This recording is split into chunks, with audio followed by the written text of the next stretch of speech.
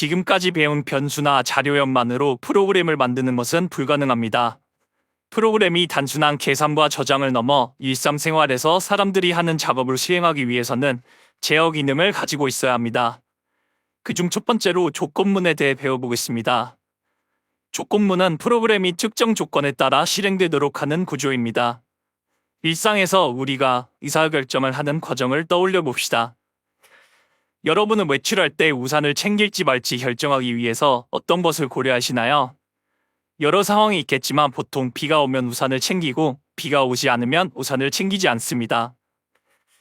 이처럼 판단 조건이 참인지 거짓인지에 따라 실행 결과가 달라지는 구조를 프로그래밍에서는 조건문으로 표현합니다.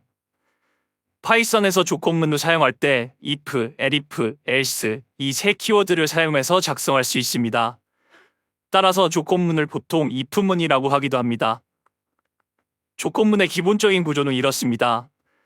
먼저 if 옆에 참일지 판단한 조건을 적고 콜론, 그 아래 들여쓰기 후 조건이 참일 경우 실행할 코드를 적습니다. 만약 또 다른 조건이 있을 경우 다시 elif를 적고 다른 조건을 적은 후 다시 그 아래 들여쓰기를 하고 조건이 참일 경우 실행할 코드를 적습니다. 모든 조건에 해당하지 않는 예외의 경우 실행할 코드를 else문 밑에 적습니다. elif와 else는 조건문에서 꼭 필요한 부분은 아니지만 더 구체적인 논리 구조를 만들 때 필요한 것들입니다. 여기서 중요한 점은 들여쓰기입니다. if, elif, else 키워드 밑에 작성된 코드들에 모두 들여쓰기가 되어 있죠. 이 들여쓰기는 코드의 실행 범위를 나타냅니다. 들여쓰기 된 코드는 해당 제어문 안에 속하는 코드라는 것을 의미합니다. 들여쓰기는 보통 탭으로 한 칸, 스페이스바 4칸으로 표현됩니다.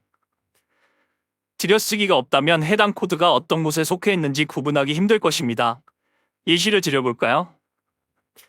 이렇게 들여쓰기를 하지 않은 코드는 if 조건을 만족했을 때 실행할 실행 코드의 범위가 어디까지인지 구분이 불가능합니다. 하지만 이렇게 들여쓰기를 해준다면 if 조건을 만족할 경우 실행하는 코드는 실행 코드 2까지구나 라는 사실을 쉽게 알 수 있습니다. 이렇듯 프로그램을 실행할 때 확실하게 그 실행 범위를 지정해주기 위해 들여쓰기가 필요합니다. 다시 조건문으로 돌아오겠습니다. 조건문의 구조를 아까 우산 예시에 대입하여 확인해 보겠습니다. 이런 느낌입니다. 조건이 하나이고 행동도 챙긴다, 챙기지 않는다로 몇 가지 없기 때문에 이런 단순한 구조로 완성이 가능합니다. 코드 예제도 한번 확인해 보겠습니다. 여기 점수에 따른 등급 구분 프로그램이 있습니다. 코드를 순서대로 차근차근 읽어 내려가 보겠습니다. 먼저 스코어 값은 85입니다. 스코어 값이 85점으로 90점 이하이기 때문에 첫 번째 조건은 만족하지 않습니다. 따라서 첫 번째 코드는 실행되지 않습니다. 두 번째 조건으로 이동합니다. 스코어가 80점 이상이기 때문에 조건을 만족하여 코드가 실행됩니다. 따라서 출력되는 값은 B등급입니다. 조건문은 조건이 만족될 경우 해당 위치에서 멈춥니다. 이 코드에서는 스코어가 85이기 때문에 두 번째 조건에서 참이되어 B등급이 출력되고 이후 조건은 평가되지 않습니다. 그렇다면 조건에는 또 어떤 것들이 들어갈 수 있을까요? 눈치채셨겠지만 조건은 주로 비교 연산자를 사용해서 만들게 됩니다. 앞선 예제에서 조건에 해당하는 부분에 부등호가 포함된 식이 들어간 것을 확인할 수 있었습니다. 비교 연산자는 각각 다음과 같은 의미를 가지고 있습니다. 이전 강의에서 드모 표시는 같다라는 뜻이 아닌 대입하는 의미라고 했었습니다. 그래서 같다라는 의미를 나타내기 위해서는 이렇게 드모를 2개 붙여서 사용해 주셔야 합니다. 제 비교 연산자를 사용한 다양한 조건문 예시를 확인해 보겠습니다. 첫 번째는 숫자의 양수, 음수 여부를 판별하는 조건문을 만들어 보겠습니다. 조건문에 들어갈 숫자를 담는 변수를 선언합니다. 조건문을 작성해 보겠습니다. 해당 숫자가 0보다 크다면 양수입니다를 출력합니다. 만약 해당 숫자가 0보다 크지 않고 0보다 작다면 음수입니다를 출력합니다.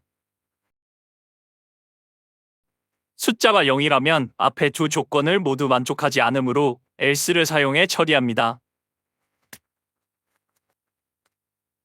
이제 변수의 값을 넣고 실행해 보겠습니다. 10이라는 숫자를 먼저 넣고 실행하면 이렇게 양수입니다가 출력됩니다. 반면 마이너스 10을 넣으면 0보다 작기 때문에 음수입니다가 출력되게 됩니다. 마지막으로 0을 넣어보면 두 조건 모두 만족하지 않기 때문에 0입니다가 잘 출력되는 것을 확인할 수 있습니다. 두 번째는 비밀번호 검사 조건물입니다. 실제 비밀번호와 입력한 비밀번호를 비교하여 일치하다면 로그인 성공, 일치하지 않는다면 로그인 실패를 출력하는 프로그램을 만들어 보겠습니다. 비밀번호와 입력 비밀번호를 각각 저장하고 있는 변수를 선언하겠습니다. if문을 작성하여 두 변수를 서로 비교하여 줍니다.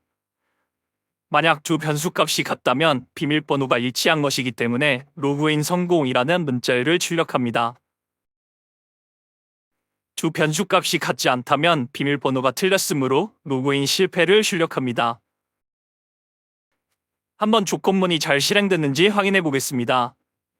인풋 패스워드에 일치하는 비밀번호를 넣어 보겠습니다. 실행시키면 로그인 성공이 출력됩니다.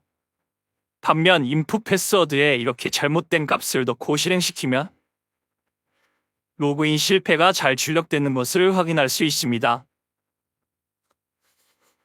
이렇게 이번 강의에서는 조건에 따라 실행할 코드를 결정하는 조건문에 대해 알아보았습니다. 다음 시간에는 이 조건문의 심화 내용에 대해 다뤄보겠습니다. 다음 강의에서 뵙겠습니다.